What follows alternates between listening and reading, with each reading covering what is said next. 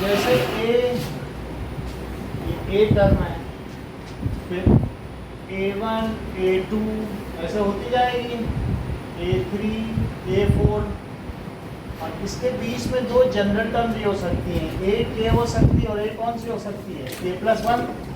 फिर ऐसे और भी चलते चले जाओगे तो इसकी लास्ट टर्म क्या कहलाती है, लास्ट टर्म क्या कहलाती है, AN। ठीक है। अगर आपसे कहा जाए कि D या कॉमन डिफरेंस क्या है, तो दैट इज सब्सिक्वेंट टर्म्स और the succeeding terms minus preceding terms. तो A+1 और माइनस AK, इन्हीं में दो टर्म्स का जो डिफरेंस होगा, आगे वाली माइनस पीछे वाली, ऐसे 4-5 बच्चे हैं जिनको जब AP का डिफरेंस करना है तो पहले में से दूसरा सब्ट्रैक्ट करें, ऐसा नहीं करना है। हमेशा D निकालने के लिए बाद माइनस पहले A3 माइनस A2 करना है। ठीक है ना, तो वो गलती हमने बताई है आपके क्वेश्चन पेपर में, ये देखो। तो दिस इज D, और AN का क्या फार्मूला होता है, A+n-1D। ऐसा कैसे हुआ, क्योंकि पहली टर्म A, दूसरी A+D, तीसरी क्या होगी A+2D, फिर A+3D। अगर हम इनको टर्म वाइज लिखें नेम से, तो बोलो A4 में क्या आ रहा है, A+3D। तो A+3D को क्या A+4 - 1D भी लिख सकते हो। तो इसी तरीके से जो nth टर्म होगी वो क्या आएगी, A+n-1D, ये चीज आ जाएगी। कभी भी जब AP लिखो तो कॉमा लगा के 3 डॉट लगाते हैं बुक के हिसाब से, तो बुक की नकल किया करो। और कभी भी AP अगर छोड़ो भी, there are 2 types of AP, one is finite AP और अदर इज इनफाइनाइट AP। जरा देखो, जिसमें किसी भी AP में जैसे 2, 4, 6 करके 3 डॉट लगा दिए और फिर डॉट लगा के 20 कह दिया। So if the AP has finite number of terms then it is called finite AP। Countable number of terms है ना, इसमें 10 टर्म है। So if the AP has finite number of terms it is called finite AP। और infinite AP क्या है, if जैसे मैं कह दूं कि 2, 4, 6 लिख के सिर्फ डॉट डॉट लगा दो, तो इस AP का कहीं अंत नहीं होगा, क्योंकि इसकी लास्ट टर्म दी ही नहीं गई है। So this is infinite AP। ठीक है। So if AP has infinite number of terms, then it is called infinite AP। ठीक है। कांस्टेंट AP क्या होता है, if common difference is 0 then such AP is called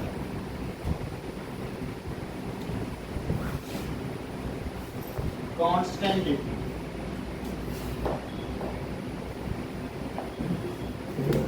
तो हम लोगों को एक ये चीज पता चल गई और एक ये भी फार्मूला है, कहीं जरूरत पड़ेगी तो लगाएंगे। आगे वाली टर्म में से पीछे वाली टर्म को माइनस करना तो दिया रहता है। चलिए हाँ, अब देखिए एक्सरसाइज 5.1 का क्वेश्चन नंबर 1।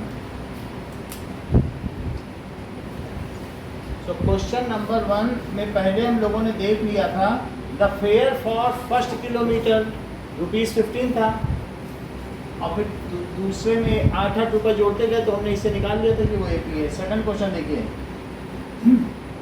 पहले थर्ड देखो।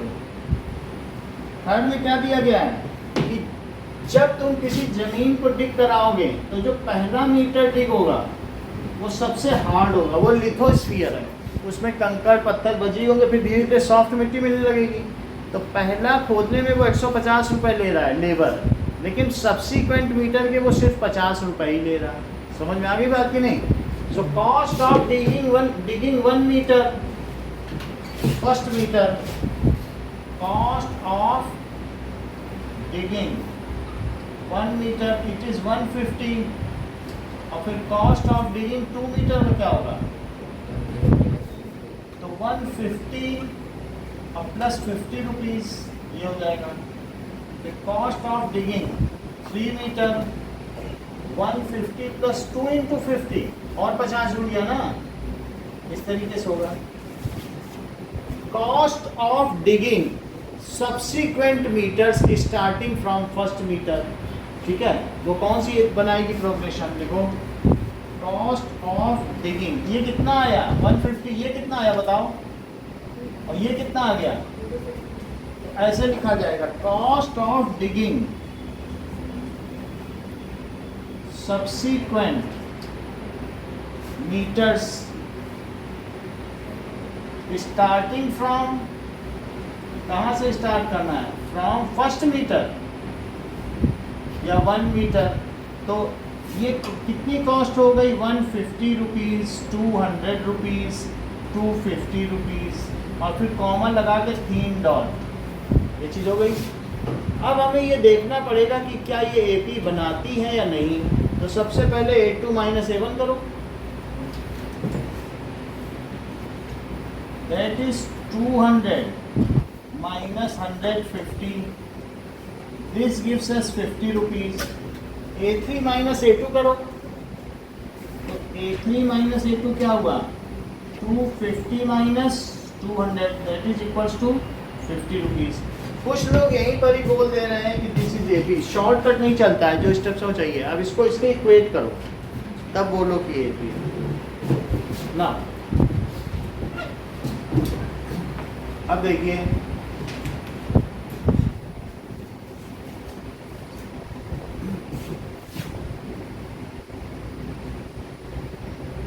now A2 minus A1 is equals to A3 minus A2, so it is an AP with A is equals to 150, A small में लिखा जाएगा Tanish, and D is equals to 50, so ये AP हो गई। इसी का सेकंड पार्ट देखो, second part में कहा गया है अमाउंट ऑफ एयर प्रेजेंट, जब तुम वैक्यूम पंप लगाते हो ना तो उसमें से कुछ हवा निकल जाती है, वैक्यूम पंप तो किसी में लगा के हवा निकाली जा सकती है ना, सक्शन पंप होता है, तो वो कह रहा है कि किसी सिलेंडर में से अगर तुमने वैक्यूम पंप लगा दिया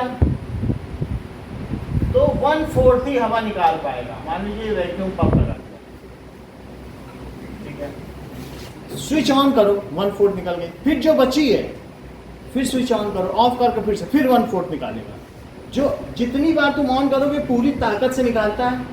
तो पहली बार अगर करी तो मान लो अगर 100 लीटर है तो कितनी निकाल लेगा 25 लीटर, अब उसके समझ में आ गई बात की नहीं, फिर जितनी बची है उसका 1/4 निकालेगा।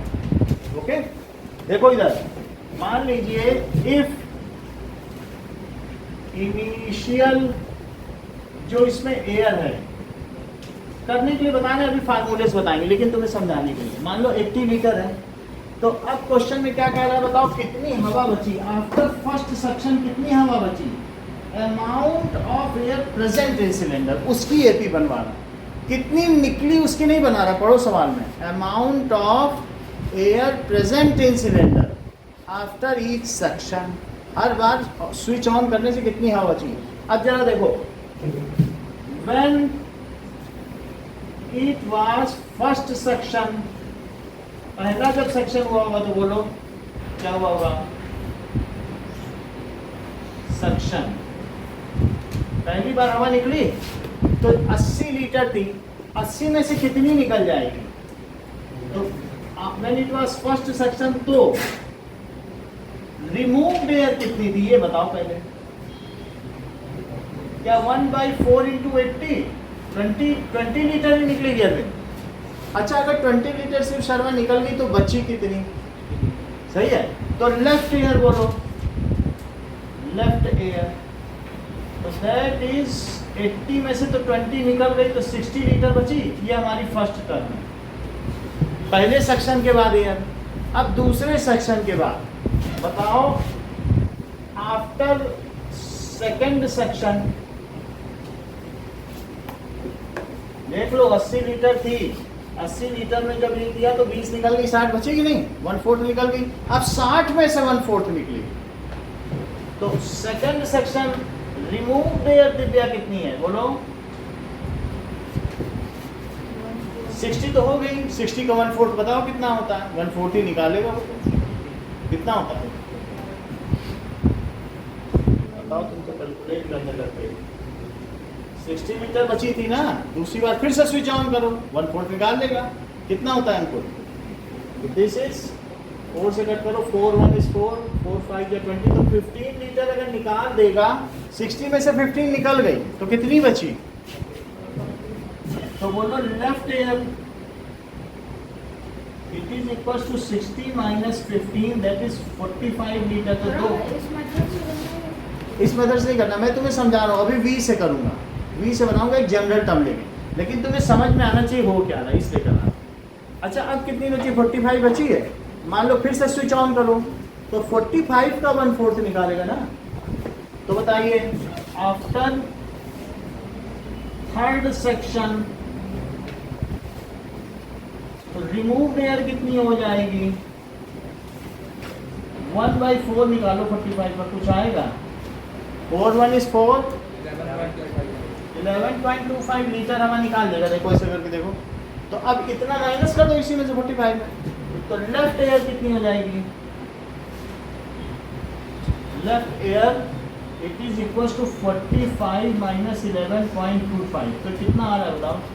That is 33.75। तो तुम्हें क्या लगता है प्राइमा फेसी, प्रथम दृष्टया देखने से क्या एपी लगती है? नहीं लगती है। क्योंकि वो आएगा ही नहीं, इन्हीं दोनों टर्म में देख लो, इसका कितना आ रहा है? 60 और 40, 15 का यहाँ 15 आ रहा है, नहीं आ रहा ना। तो दिस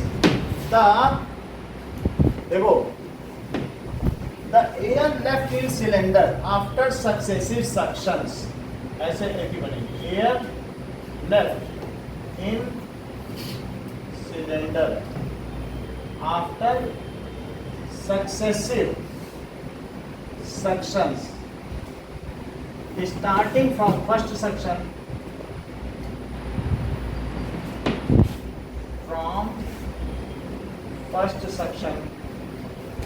तो वो क्या है? शुरू में पहले 60 लीटर थी, फिर 45 लीटर पाएंगे, फिर कितना हुआ? 75 की डॉट है, ऐसे हो गया ना। अब हम इसको जनरल करके दिखाएंगे। क्वेश्चन तो तुम्हें समझ में आ गया ना कि कैसे है। तो लेट करना कैसे, ये देखो, लेट, अब इसका आंसर देखिए। Let initially there was 3 litre gas, ये 3 litre air in cylinder, cylinder में इतना एयर थी।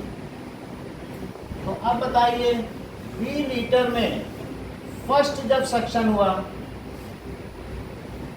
तो फर्स्ट सेक्शन में जो एक्सपेल्ड गैस थी या रिमूव्ड गैस थी वो कितनी होगी? क्या 1/4 भी थी? और बताओ लेफ्ट गैस कितनी होगी या left air? V minus V/4। ये बात समझ में आई? इतनी निकल गई, V थी तो V/4 निकली, तो बची कितनी बताओ? एलसीएम लो, तो यहाँ कितना आएगा? 4V और माइनस V, तो 3V/4। ये तो फर्स्ट टर्म आ गई, जैसे यहाँ 60 आता तो वैसे ही आई। सेकंड सेक्शन देखो, second section Kashi, remove air कितनी होगी बोलो? बोलो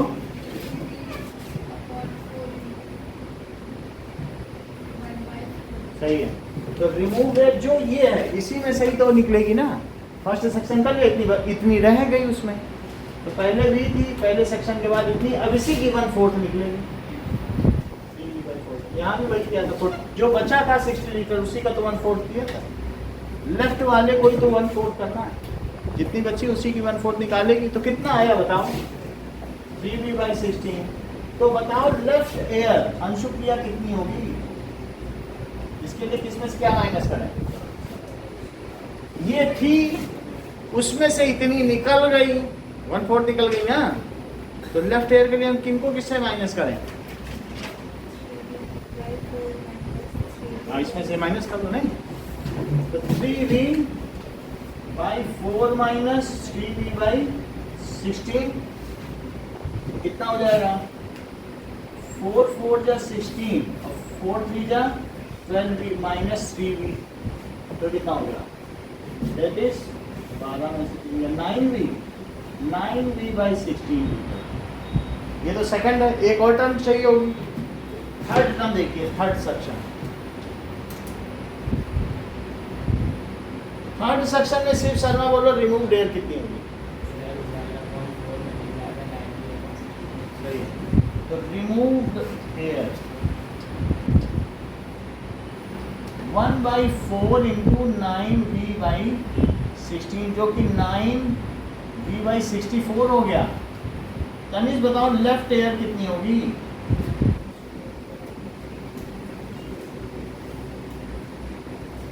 अंकुर बोलो कितनी होगी लेफ्ट एयर? सिर्फ बता दो एक्सप्रेशन, सब्ट्रैक्ट हम करेंगे बाद में। 9v/64 माइनस में पहले ये लिखो, इतनी थी इतनी निकल गई, इतनी थी ना, और -9v/6 वहाँ लिखा है बगल में, आप उससे देख सकते हो। पहले वाले की left air minus remove air, यही तो हमारे एक में कर रहे हैं। सही है, तो कितना हो जाएगा बोलो? 64 इसका एलसीएम लो तो कितना हो जाएगा? 36v, और यहाँ कितना आएगा? 9v, तो कितना आया बोलो? That is equal to 27v/64। तो अब कौन सी हो गई? इस फॉर्म से प्रोग्रेशन तो बन गई। तुम्हें भी ये चेक करना पड़ेगा वेदर इट इज एपी और नॉट। ये अर्थमेटिक प्रोग्रेशन है, पता चला ज्योमेट्रिक निकल गई, हार्मोनिक निकल गई, कोई और भी तो हो सकती है, फिबोनाची प्रोग्रेशन हो सकती है। हमको तो ये देखना है एपी है कि नहीं। तो अब क्या लिखा है? The desired progression formed is. अगर ज्यादा ये सब ना लिखना चाहो तो तुम क्या लिख सकते हो? Desired progression formed is.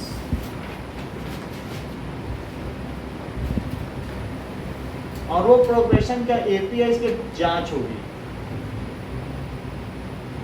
Form is कौन सी हो गई बोलो? लेफ्ट एयर पहले का लो 3v/4, लेफ्ट एयर दूसरे का लो 9v/16, और लेफ्ट एयर तीसरे का लो तो 27v/64, और फिर टी डॉट लगा दो, कॉमा लगा के। अब जरा देखिए, तो बताइए a2 - a1 कितना है?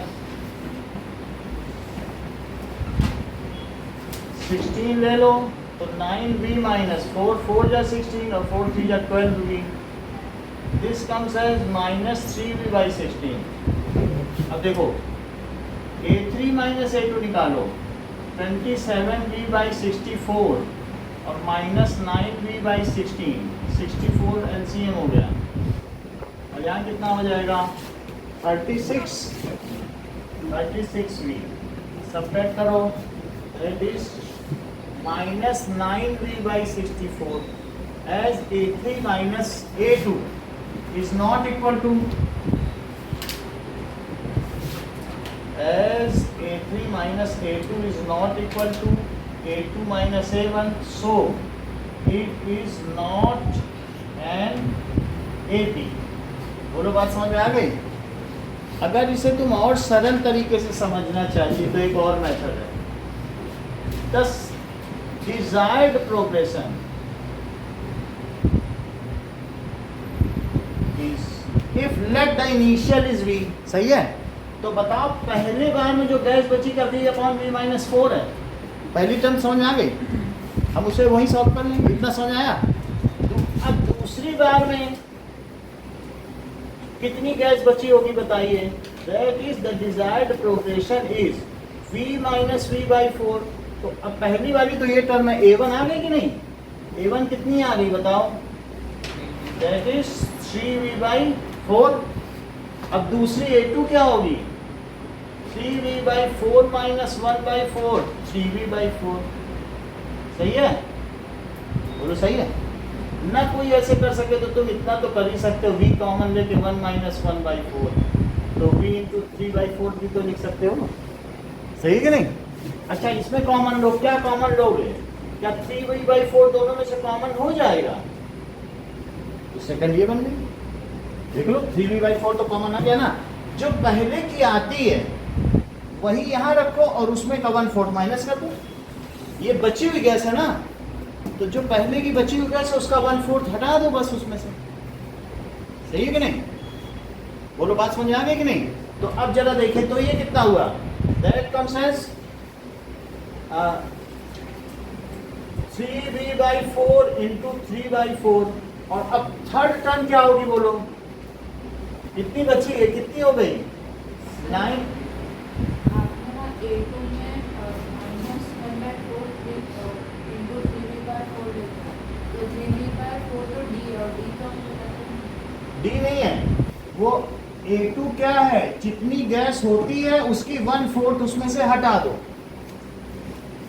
ये थी 1/4 हटा दी हर बार। अब ये है तो इसमें से क्या करेंगे बोलो, तो 9b/16 में से कितनी हटा दें, 1/4 हटा दो तो कितनी आ जाएगी बोलो, 9b/16 और क्या बची 1 - 1/4, तो ये कितनी होगी बोलो 16 और 3/4 अब कितनी हो गई 27b/64। क्या वही टर्म्स आ गई बोलो? और ये भी ना समझ में आए तो सबसे सिंपल मेथड रिया का मेथड, वो चौथा दे दो, एक लाइन में हो जाएगा। उनको हर मेथड बता रहे हैं। रिया कहती है कि हर बार 3/4 ही गैस बचती है। अगर पहली टाइम में 3/4v, दूसरी टाइम में 3/4 ऑफ 3/4v, और तीसरी टाइम में 3/4 ऑफ 3/4 ऑफ 3/4v हो गई। अच्छा लगा मेथड? हर बार में कितनी गैस बचती है, 3/4 बची। जब 1/4 गई तो बची कितनी, तो जो है उसकी 3/4, अगली बार उसकी 3/4, अगली बार तो 3/4 का बस एक फैक्टर जोड़ते चले जाओ। सही है? जरा देखो कि समझ में आ गई ना बात आपको? देखो सब में फुल मार्क्स है। If 1/4 gas is extracted, then बोलो 3/4 गैस लेफ्ट होगी कि नहीं, लेफ्ट। ठीक है, so that is gas left after first section. ये सक्सेसिव सेक्शन क्या हो जाएगा, तो पहले में तो 3/4 भी, फिर ये क्या करती, जितनी भी है बची उसका भी 3/4 बचेगा। हर बार 1/4 तो तुम गवा ही दोगे, फिर अगली बार ये जो है उसका भी 3/4 बचेगा। बोलो बात समझ में आ गई कि नहीं? बन गई क्या? है सरल? तो कितना आया बोलो, 3/4 भी, 9/16 भी, और कितना हुआ 27/64। कितनी बार समझ आ गई? या फिर अंशुप्रिया का मेथड सही रहेगा। ये जो थर्ड सेक्शन है, ये A1 है, ये A2 है और ये A3 है, तो इन्होंने कहा रे जो 3/4 का 3 times of B, so after nth section the gas बची, सो n टर्म इसकी क्या हो जाएगी 3/4 ऑफ n इंटू B। इसी से A1 A2 gas left after nth section, first section में 3/4, सेकेंड में 3/4 ऑफ 3/4 भी, थर्ड में 3/4 ऑफ 3/4 ऑफ 3/4 भी। तो nth सेक्शन की क्या हुई, यही है। इसी से A1 आएगा, 2 आएगा, A3। तुम सिर्फ यही फार्मूला करके भी कर लो। तो gas left after nth section और फिर 1 2 3 निकालो। कोई भी मेथड को बस तुम्हें समझ में आना चाहिए। आ गया क्या? तो गैस लेफ्ट आफ्टर nth, ये चीज है, इसी से निकाल देना। लेकिन इतना तो तुमको पता चल गया कि A2 - A1 इसके इक्वल नहीं है, तो जब इक्वल नहीं है तो ये AP नहीं हुई। सही है ना? AP तो नहीं हो सकती ना ये। शुरू में तो ज़्यादा गैस निकलेगी और बाद में जब बची ही नहीं रहेगी तो उसकी 1/4 कितनी होगी, जरा सी होगी। जब 100 लीटर है तो 25 निकल गई, बाद में जब 1 लीटर होगी तब भी क्या 25 निकालेगा, तब तो वो 0.25 ही निकालेगा। तो क्या वो 25 लीटर का कॉमन डिफरेंस 0.25 कभी सेम होगा? तो हर बार उतनी निकाले जो निकल रही, वही तो कॉमन डिफरेंस है। वो निकल ही नहीं रही इक्वल, तो फिर कैसे सेम होगा? अब देखो fourth question,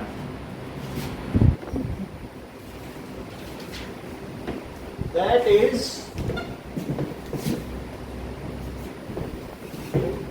amount of money.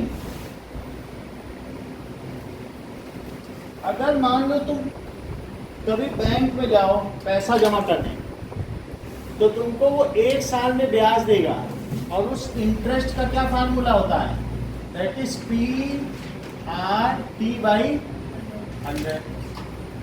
सही है? फिर से समझो, मान लीजिए अगर 8% इंटरेस्ट दे रहा है, rate of interest per annum है, पर एनम। अब जरा देखो, तुमने 5 साल के लिए जमा किया, हर 100 रुपए में कितना दे रहा है, 8 रुपए दे रहा है। तो अगर तुमने, इसका मतलब है ऑन 100 रुपी तुम्हें कितना मिल रहा है, बोलो 8 रुपए इंटरेस्ट मिल रहा है। 100 जमा करोगे तो कहेगा लो ये तुम्हारा 100 रुपए 1 साल बाद, और 8 रुपए और पर, ऐसा देगा कि नहीं? पर परसेंट है ना, प्रतिशत। तो in on 100 rupee for 1 year कितना होता है, बोलो जो इंटरेस्ट है वो कितना है, दैट इज 8 रुपीज। सही है? अगर मैं कहूं ऑन 1 रुपी, तुम्हारे पास नहीं है, तुम गरीब आदमी हो, तो ऑन 1 रुपी फॉर 1 ईयर तुम लगाओगे तो कितना इंटरेस्ट देगा, क्या 8/100 दे देगा? 100 है तो वहां चला जाएगा नीचे।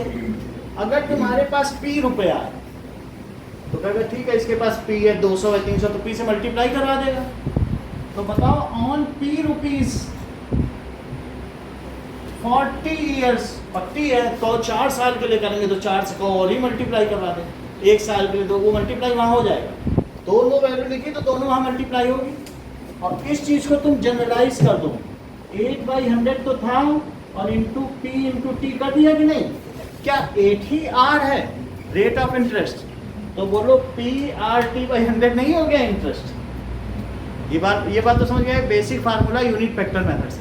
अगर मैं यहाँ लिख देता 100 रुपये 1 ईयर के लिए तुम्हें 8 रुपया मिलेगा, तो क्या PRT/100 ना हो जाता? इतनी बात समझ आ गई?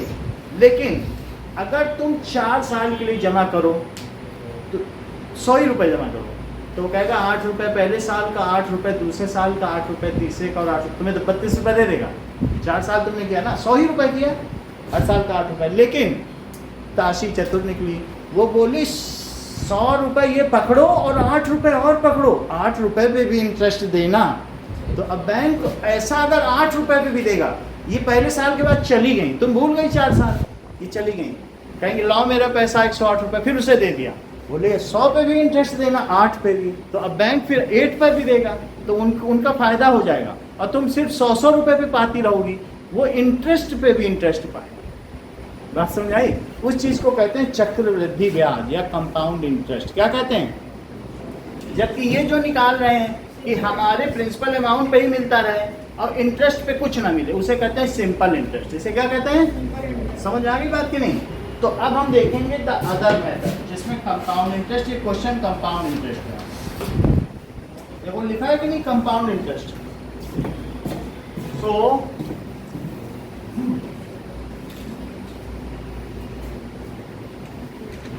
Board question, if P money दिया गया, P amount is deposited, deposit कर दिया, तो बोलो इंटरेस्ट आफ्टर 1 ईयर क्या होगा? उन्हीं के मेथड से करेंगे, वो हर साल जाती हैं और इंटरेस्ट को भी जमा कर देंगे, कहेंगे इस पे भी देना, तो उसका हमारा जो बनेगा वही होगा। जरा देखो, तो बोलो इंटरेस्ट आफ्टर 1 ईयर क्या हुआ? PRT वाले लगाओ, 1 साल तक तो कुछ भी नहीं कर सकते हो ना, जैसे वो देगा, तो P इंटू R और इंटू 1 साल है तो 1 लिखना पड़ेगा, सही है? 1 साल के लिए दिया है, देखो 1 साल के लिए ना, 1 साल में 1 लिखो, कितना हो गया बोलो? क्या ये PR/100 हो गया? ये तो तुम्हारा इंटरेस्ट है, और पैसा P और इंटरेस्ट, तो तुम्हारे पास अब कितना पैसा हो गया? ब्याज और मूलधन दोनों हुआ कि नहीं? ये तो तुमने जो मूलधन लगाया था और ये उसका ब्याज, तो बोलो मनी आफ्टर कितना? ये तो इंटरेस्ट आफ्टर 1 ईयर है, तो मनी आफ्टर 1 ईयर कितना हुआ? P जो तुम्हारा मेन पैसा वो भी तो है, और इतना इंटरेस्ट। अब लिखो money after 1 year, money after 1 year कितना हो जाएगा? क्या ये P + PR/100 हो जाएगा? सही है? इसे तुम ऐसा समझ रहे हो क्या कि P1 प्लस R बाई 100। अब ये जो तुम्हारा मनी है, this will act as a principal amount for the second year. जो ताशी हैं उनके अगले साल का प्रिंसिपल अमाउंट 108 रुपये होगा, क्योंकि उन्होंने 8 रुपये भी वहीं जमा कर दिए। बैंक ने कहा ले जाओ, ले जाना है, और नहीं तो छोड़ना है तो छोड़ दो। उन्होंने कहा छोड़ना नहीं, इस पर ब्याज चाहिए, इसको रखो, ब्याज दो। तो 8 रुपये छोड़ दिया ना इन्होंने, तो ये पैसा और साथ में इंटरेस्ट, अब दोनों पे ब्याज मिलेगा ना, यही तो इनका प्रिंसिपल अमाउंट होगा। इंटरेस्ट फॉर नेक्स्ट ईयर, तब पी ना लेना, 108 रुपये लेना। दोनों को जोड़ के लोगे कि नहीं? तो बोलो इंटरेस्ट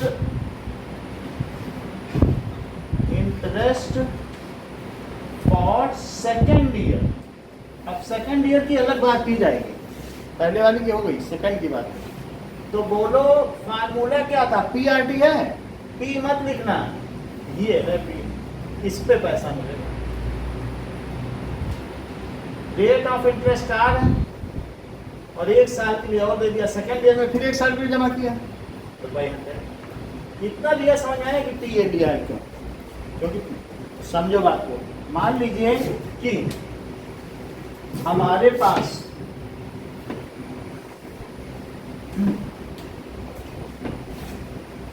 अगर if 100 rupee is initially submitted, deposited, so interest for 1 year देखो I1 interest for, तो इसे कैसे करोगे? PRT by 100, तो कितना हो जाएगा? 100 into R और into T कितना हो जाएगा? R को 8% किया ग्रुप में, हम भी R 8% ले लें, तो PRT इसको क्या ले लें? और 1 साल कितना हो गया बोलो इंटरेस्ट? दैट कम्स एज 8 रुपी। आ गया? देखो कट के 8 रुपी आ गया कि नहीं? तो बोलो now principal amount for second year क्या होगा? बोलो प्रिंसिपल अमाउंट कितना हो जाएगा हमारा? 108 रुपये, उस पर ब्याज मिलेगा। यही कंपाउंड इंटरेस्ट होता है, दैट इज 100 प्लस 8। इंटरेस्ट में जो P था उसमें क्या मैंने ये जोड़ दिया, इसी तरीके से हमने P में क्या जोड़ा? इंटरेस्ट ही तो जोड़ा, और उसको मैंने यहाँ लिख दिया, क्योंकि अब अगले साल के लिए बोलो that is interest for second year, तो P की जगह तुम 108 लिखना, और 8% इंटरेस्ट और 1 साल के लिए, और अपॉन में क्या लिखोगे? 100। सही है? तो अगले साल का क्या हो जाएगा बताइए? अगर तुम इसको कट कर दो 100 से, तो क्या ये 1.08 है? मल्टीप्लाई करो, 8 8 जा 64 और 8 1 जा 8.64, ये बात हो गई 8.64। अब ये तो इंटरेस्ट हो गया सेकेंड ईयर का, ठीक है? सेकेंड ईयर का क्या हो गया? इंटरेस्ट हो गया। ये 1 साल का मिला, 8 रुपये पहले साल का मिला था, और उस पर 108 पे इतना मिल गया, यानी थोड़ा सा फायदा हुआ इनको। तुमको 8 रुपये मिला होगा, इनको 8 रुपये 64 पैसे मिले उस 100 रुपये, ठीक ही नहीं? 8 रुपये पे कितना कोई बैंक देगा कि नहीं? पहला 8 रुपये ये, और दूसरा 8 रुपये 64 पैसे, ये समझ आ गया? तो अब भी कितना हो गया? Now the principal amount for next year 108 तो था ना, तुम बैंक से जाकर बोलोगे देखो 108 हमने जमा किया था, अब उसमें 8 रुपये 64 पैसे और जोड़ो। वो ये थोड़ी कहेगा कि 100 दिया था, 108 जमा किया 1 साल बाद, अब 108 में जुड़ेगा कि नहीं जुड़ेगा? ये है प्रिंसिपल तुम्हारा। तो कितना हो जाएगा principal amount for third year के लिए? क्या होगा? That is equals to 108 plus 8.64। कितना हो गया बोलो? कितना हो गया कि नहीं हो गया? अगर मैं कहूँ that is interest for third year, तो इसे लेना, 2 बार का पैसा जुड़ गया। तो आई थी 2-3 मेथड बताएंगे, लेकिन हम चाहते हैं कि तुम्हें बेसिक चीज़ पता चल जाए, कि कहीं पर कुछ हो तो खुद मैनिपुलेट कर सको, इसलिए बताएं। बाद में सबसे सिंपल वाला भी होता है, लेकिन समझ पा रहे तो समझ लो। आई थी देखिए, तो बोलो क्या लिखोगे? इंटू 8 इंटू 1, फिर 1 साल के लिए इतना जमा किया गया, ये बात सही है? तो कितना हो जाएगा बोलो? 100 से काटो इसको, 64 और इंटू 8, इससे जो आ जाएगा वो आई थी। तो इस तरीके से हम धीरे धीरे हमारी एपी ये बन रही है, ये बनेगी, 108 वाली बनेगी, जो भी बनेगी वो बनती जाएगी। तो क्वेश्चन में पढ़ो क्या पूछा गया है। The principal amount in successive years starting from after 1 year. After 1 year के लिए क्या बना बताओ, यहाँ पे 108 बना। दूसरी क्या बनी बोलो, आफ्टर 1 ईयर कितना था प्रिंसिपल अमाउंट, यहाँ देखो। आफ्टर 2 ईयर कितना था, ये क्या है, फॉर सेकेंड ईयर भी कह सकते हो या after 1 year. Principal amount book में क्या दिया, क्या आफ्टर 1 ईयर दिया, एवरी ईयर दिया है, तो लिख लो आफ्टर 1 ईयर। आफ्टर 1 ईयर कितना हुआ, आफ्टर 2 ईयर कितना हुआ, जो 2 ईयर के बाद है वही तो 3rd ईयर में काम आएगा। आफ्टर 2 ईयर किसकी कितनी वैल्यू आ गई, ये कितना कैलकुलेट किया तुमने, 100 से किया। फिर हम उसमें जोड़ भी देंगे, ये जो ये आया फिर जुड़ेगा भी।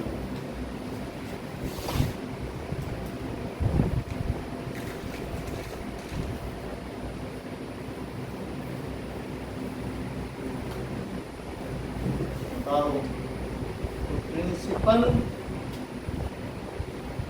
अमाउंट आफ्टर 3 ईयर कितना हो जाएगा, उसमें 116.64 था, ये जोड़ दो 9.3312, इसको जरा इसमें ये कर दो, ऐड कर दो। 9.3 रखो, बहुत ज़्यादा करने की जरूरत नहीं, 9.3 तो 116.64 और 33, चलो ये कितना हो जाएगा, 6 3 9 और 5 115 रुपये हो गया। कितना ही हो गया और ज़्यादा, 125, ये चीज़ हो गई 125.97। ये तीसरे साल के बाद अमाउंट है। तो दिव्या और ताशी में अगर कंपेयर किया जाए तो ताशी को कितने पैसे का ज़्यादा फायदा हुआ, क्योंकि दिव्या ने 3 साल लगातार 8 रुपए पाए, 24 रुपए, जबकि ताशी एक 25 रुपए 97 पैसा, 100 तो उनका मूलधन है, वो 1 रुपए 97 पैसा अधिक पाई। सही कि नहीं। अब देखो, तो ये चीज अगर हम देखें तो पहली टर्म कौन सी है बताओ, 108 रुपए।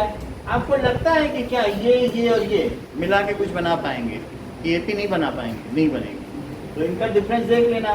सो these are the successive terms and which will not form 80। कौन कौन सी बनेगी बताओ, that is principal amount after successive years. तो क्या बनेगी, 108 रुपी, दूसरा 116.64 रुपी, फिर 125.97 रुपी। However, these are the progressions but not forming 80, क्योंकि इनका डिफरेंस सेम नहीं है। वैसा ही हमने कुछ किया, पहले साल में PR/100 मिला, P डाला, R रेट है तो PR/100 हुआ, PR/100 और P अमाउंट तो कितना हुआ, इन दोनों को जोड़ो, P कॉमन लेके आया। पहले साल का जो तुम्हारा पैसा है इंटरेस्ट के साथ, वो अब तुम्हारे प्रिंसिपल अमाउंट का काम करेगा। तो दूसरे साल के बाद इंटरेस्ट कितना मिला, जरा इसे देखिए, तो क्या P1 + R/100 और इंटू R/100 हो गया, क्या देख लो, R/100। ध्यान दीजिए, ये दूसरे साल का इंटरेस्ट है, जैसे कौन सी ये इंटरेस्ट है, तो दूसरे साल पर फिर अमाउंट क्या हुआ, अमाउंट अभी 10,000 का बना देंगे, पहले फार्मूला बना देंगे, फार्मूला बना दे, फिर फार्मूला बहुत आगे तक बहुत दूर तक आना, फिर मैं 10,000 का ले सकता हूँ। ठीक है, देखो अमाउंट आफ्टर 2 ईयर्स, यहाँ ध्यान दो, ये तो इंटरेस्ट है ना, सेकंड ईयर का, और अमाउंट कितना डाला था, देखो अंशुल, ये था और ये इंटरेस्ट, दोनों को जोड़ो, ये पैसा डाला था ना, that is interest for second year में प्रिंसिपल अमाउंट क्या है, यही तो है, जो पहले में इंटरेस्ट और इन दोनों को जोड़ा तो ये यहाँ डाल दें। अब ये है इंटरेस्ट और ये है इंटरेस्ट और ये है प्रिंसिपल, इन दोनों को जोड़ो, तो P1 + R/100 में क्या जोड़ोगे, इंटरेस्ट, जरा जोड़ो तो 1 + R/100 और इंटू R/100, इनमें कॉमन क्या आ रहा है, P1 + R/100, और फिर अंदर क्या इसके पास 1 बचेगा, और इसके पास क्या बचेगा r/100। तो क्या r/100 पे 1 प्लस r/100 दो टर्म हो गई, तो ये क्या स्क्वायर हो जाएगा, इस पे स्क्वायर हो गया। मेरा कहने का मतलब है A2, A होता है मिश्र धन, that is mixed money, mixed amount. 2 साल के लिए निकालोगे तो स्क्वायर हो जाएगा, 3 साल के लिए निकालोगे तो क्यूब। में फार्मूला बताना फिर आगे बहुत जगह काम आएगा। अब T ईयर्स के लिए या N ईयर्स के निकालोगे तो ये तुम्हें समझ में आ गई ना, बेसिक चीज़ खुद करोगे समझ में आ जाएगा उसके माध्यम से। तो अब देखिए N ईयर्स के लिए क्या है, तो एक कंपाउंड इंटरेस्ट का फार्मूला बन गया। तो for that is mixed amount after N years, तो P1 plus r/100 to the power कितनी हो जाएगी। अब इसी तरह के मैं तीनों टर्म निकालूँ, करने की जरूरत नहीं है वहाँ ये सब, लेकिन ये फार्मूले को यूज अब हम करने जा रहे हैं। ये तो पता चल गया ना कि कैसे आया। 2 ईयर्स का जैसे आया वैसे 3 में करेंगे तो 3 भी आ जाएगा। चलो अब हम इसको यूज करें, जैसे मैंने वो पिछले सवाल में यूज किया था कि air left is 3/4 to the power n into the volume. आसानी से निकल आएगा, ऐसे यहाँ पर भी करना। देखिए मिक्स्ड अमाउंट, या ये लिखो कि मनी आफ्टर N ईयर, इस फार्मूले में यूज करेंगे। तो an is equal to 1 plus r/100 to the power, और यहाँ पे क्या लिखा जाएगा T। अब देखो ये जैसे अभिषेक ने बताया कि 10,000 रुपये ना, और R रेट है, तो P कितना है 10,000, और R कितना है 8% पर एनम। सो A1 A2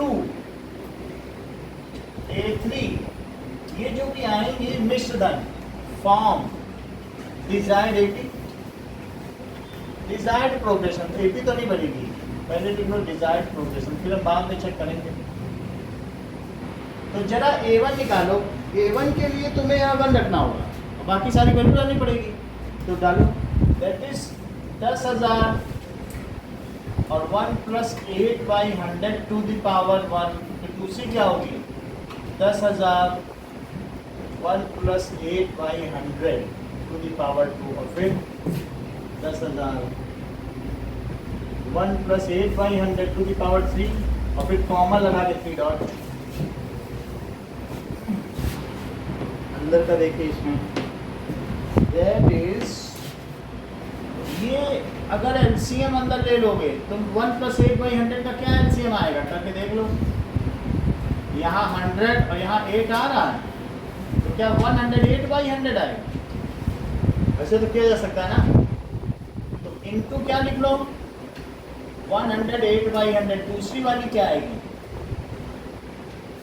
108/100 तो आएगा, लेकिन 2 बार आएगा, ध्यान दीजिएगा, क्योंकि बाहर स्क्वायर लगा। तो 108/100, और तीसरे में क्या वो 3 बार आ जाएगा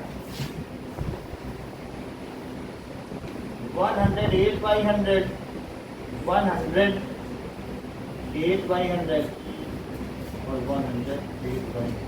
अंशु प्रिय कुछ समझ में आया कि नहीं? ये चीज़ समझा के बस हम कुछ नहीं कर रहे, 1 ईयर का रखे तो ये करती है, और सिंप्लीफाई कर रहे हैं। अब अगले स्टेप पे आंसर आ जाए, पूछो क्या पूछेगी। समझ में आ गया आपको? 2 0 से 2 0 कटा, मल्टीप्लाई करो, इससे कितना आ जाएगा बोलो 108,008 पहले साल के बाद पैसा है भाई, 10,000 जमा करोगे तो 800 रुपये तो मिलेगा। अब इसमें 2 0 से ये 0 कटाओ, 2 0 से 0, इनका मल्टीप्लाई करो, 10864 आएगा, चेक करना जरा, इसको करो मल्टीप्लाई, और तीसरे को भी करो, दोनों करके दिखाओ क्या आएगा।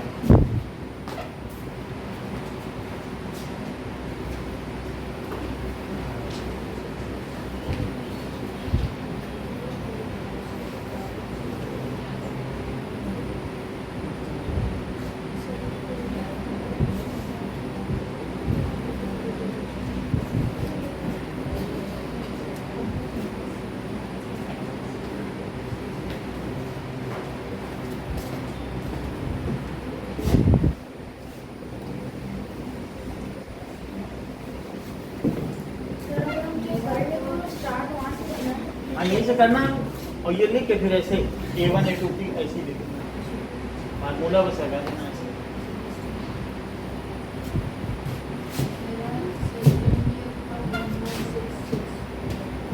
मेरा 11664, एक और निकालो, 3 चाहिए होते हैं। ओके, थर्ड भी बताओ।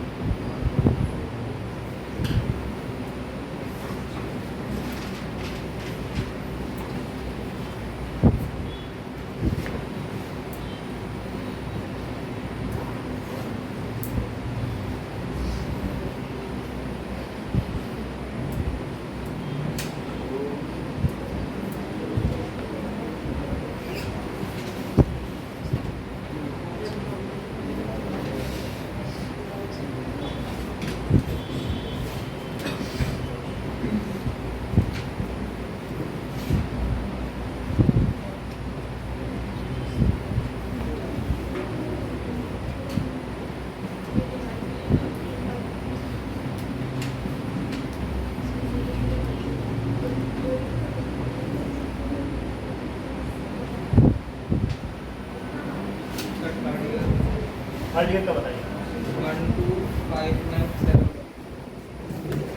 12597 और डेसिमल में नहीं है, डेसिमल है। डेसिमल क्यों नहीं आया तुम्हारा?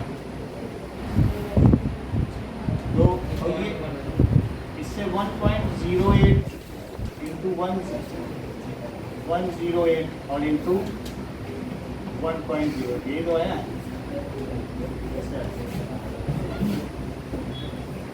108 अपॉन 2 जीरो से कट गए और फिर 2 जीरो से ये कट गया, तो कितना आ गया बताओ?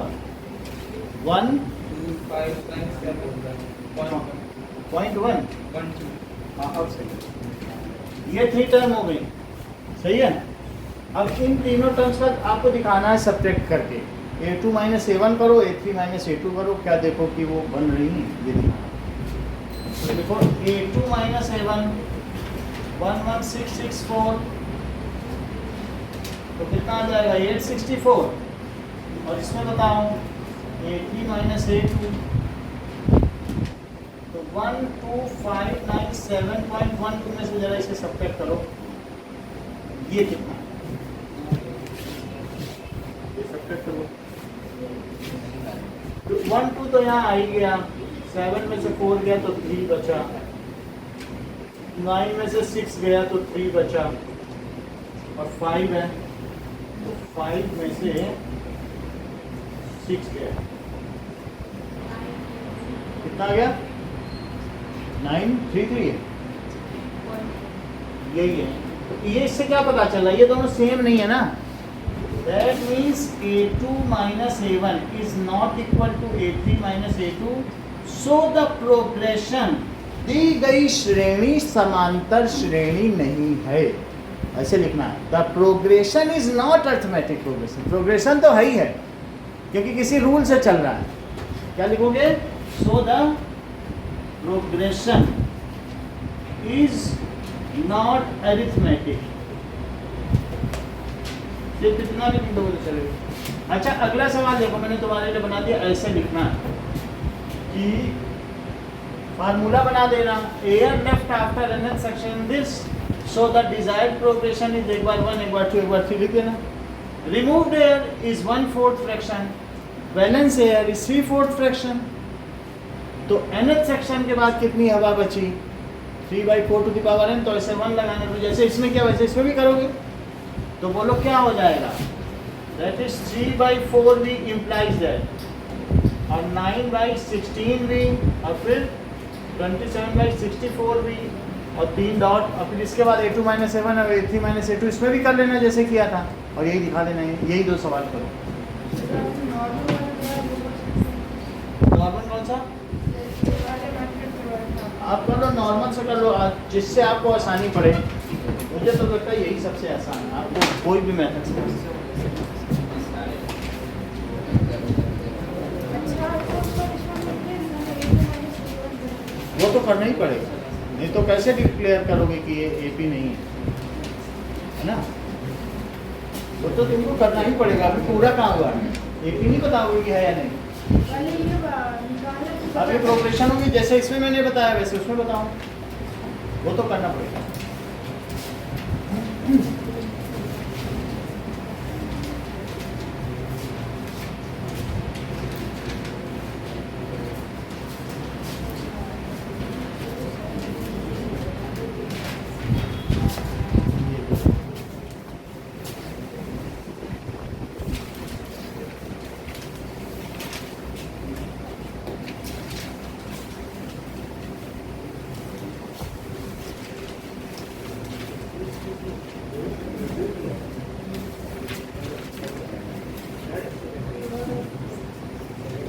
यही दोनों करो, कौन कौन से हैं ये, थर्ड एंड फोर्थ होंगे ना, सेकंड एंड फोर्थ करो।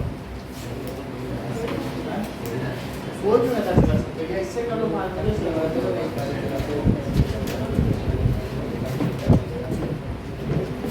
हटा दें। अभी हो गया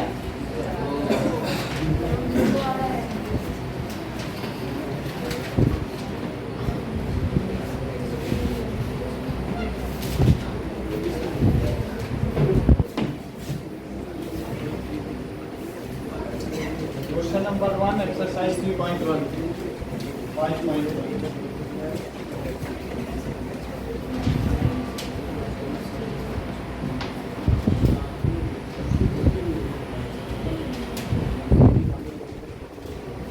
ठीक है, चलो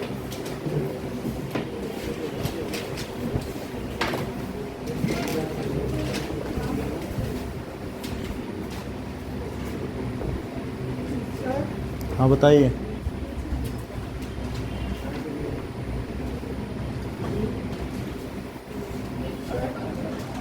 हाँ